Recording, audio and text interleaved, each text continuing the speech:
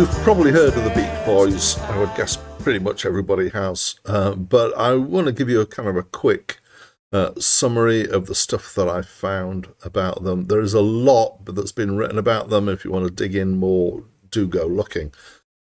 So they were formed in California in 1961 by brothers Carl, Brian, and Dennis Wilson. And also included their cousin Mike Love and their friend Al Jardine. They pioneered and are most famous for their surf sound, which they did in the early 60s, which was happy, shiny songs about surfing with complex vocal harmonies in a style that was related to doo-wop, and I think relates even further back to barbershop.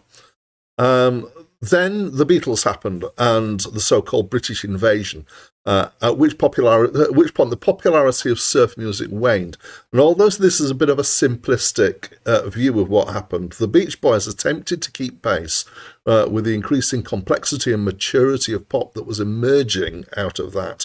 And possibly out of all the American bands that were affected in this, they probably did the best job of reacting to that.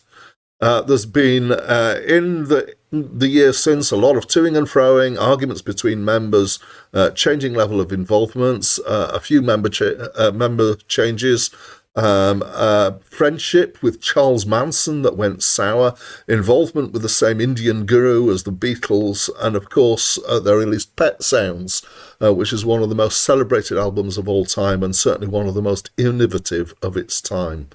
They kind of survived sometimes more off than on since 1961, and they've produced 29 studio albums in total. Just over half of those were released in the 60s. Hey, my name's Dan. So this was the 19th studio album by the Beach Boys, and I have reviewed it before. So before I was doing video reviews, I did reviews on a blog, and it appeared there. It was called Holland because that was where it was recorded.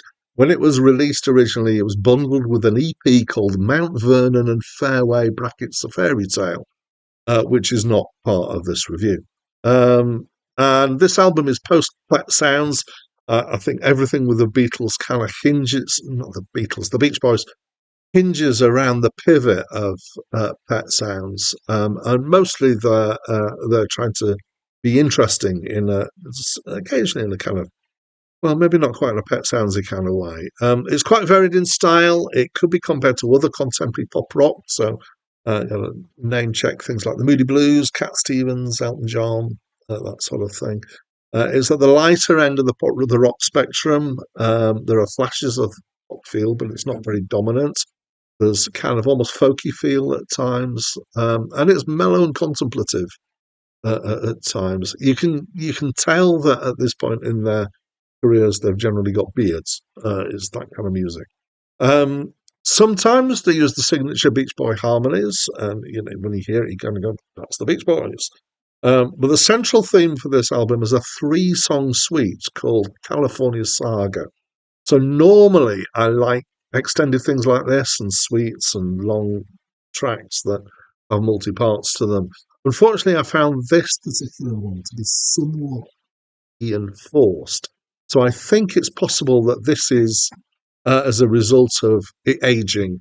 I think maybe at the time it would have gone down better, but on retrospect now, it just feels a bit kind of, cheesy. So I thought it dragged the rest of the album down, to be honest. So all in all, I think it's okay. I felt they tried to balance between more mainstream and more kind of art rocky stuff, and I think it kind of overbalanced at times.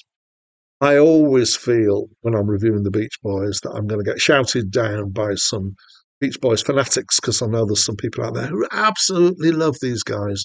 So if that's you, please do shout me down. Tell me, how I've got this all wrong in the comments. Or if you feel mediocre like me, let me know that. Or if you really hate it, then let's just get what feelings you have for this album out in the comments. And that's it from me for now. An eagle's nest on the head of an old redwood on one of the precipice-footed ridges above Ventana Creek, that jagged country which nothing but a fallen meteor will ever plow. No horseman will ever ride there, and no hunter cross this ridge but the winged ones. No one will steal